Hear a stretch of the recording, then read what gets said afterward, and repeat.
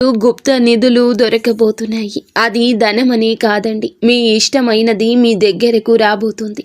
అదృష్టవంతులుగా మారబోతున్నారు. శివయ్య ఇష్టమైతే వీడియోని లైక్ చేయండి. ఇదంతా శివానుగ్రహమే. ఈ రాశి వారికి పట్టిందల్లా బంగారం అవుతుంది. కోరుకున్న అన్ని కోరికలు తీరబోతున్నాయి. ఎప్పటి నుంచో వీరు సాధించాలనుకున్న అన్ని విజయాలు సాధిస్తారు. అప్పులు తీర్చుకోవడం, సొంత ఇంటి కల నెరవేరడం, అగ్రస్థితికి చేరుకుంటారు.